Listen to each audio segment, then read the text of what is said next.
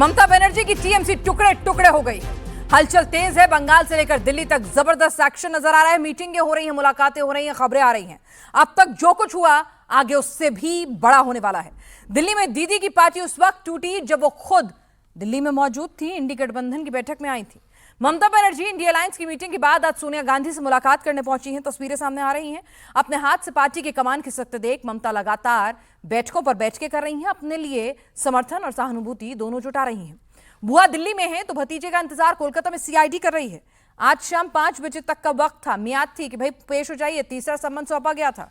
अब 3 बार अगर सम्मन को इग्नोर करेंगे तो तलवार गिरफ्तारी की लटकेगी ही। सीआईडी ने एक्शन शुरू भी कर दिया है। ममता के हरीश चैटर्जी स्ट्रीट वाले घर के सामने वाले टीएमसी ऑफिस में सीआईडी की टीम पहुंची हुई है। इस वक्त जब मैं आपको यह खबर दे रही हूं, फेक सिग्नेचर मामले में यह एक्शन हो रहा है।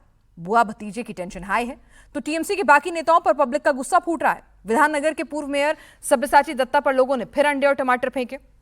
हमला तब हुआ जब उन्हें 1 करोड़ रुपए रंगदारी मांगने के केस में कोर्ट में पेशी के लिए ले जाया जा रहा था।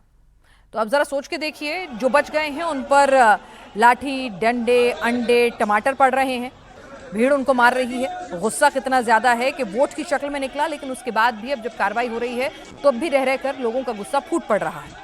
बंगाल में शिकस्त मिलने के 1 महीने के अंदर अंदर टीएमसी को लेकर पूरा खेल बदल गया है। पार्टी की फजीहत हो रही है।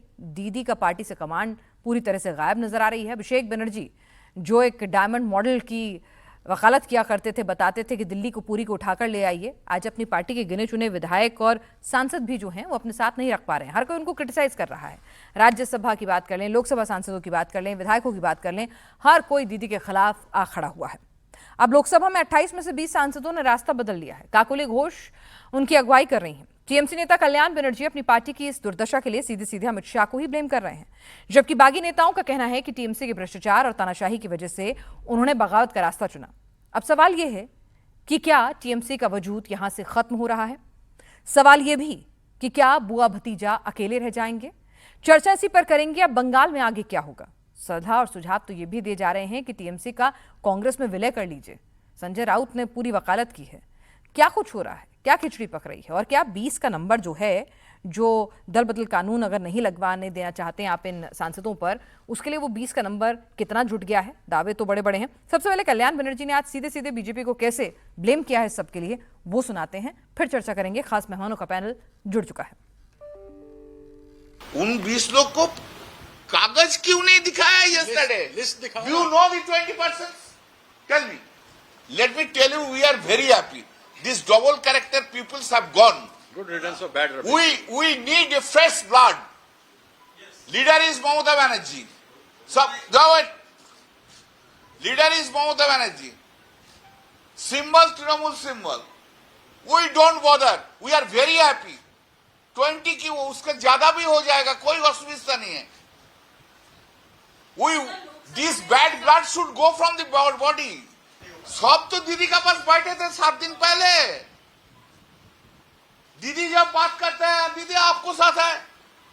हम जब बात करते थे, अरे दादा क्या दीदी छोड़ के कोई है? हम तो खुल्लम खुल्ला बोलता है। I am not afraid of anything. तो ये लोग क्यों जा रहे हैं? तेरा पास बंगलो है,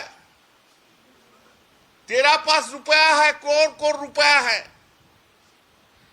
तेरा पास सोना है, गहना है, तेरा पास नरेंद्र मोदी है, अमित शाह है, तेरा पास ईडी है, तेरा पास सीबीआई है, तेरा पास देश का सब कुछ है, पावर, और मेरा पास मां माटी मानुष है।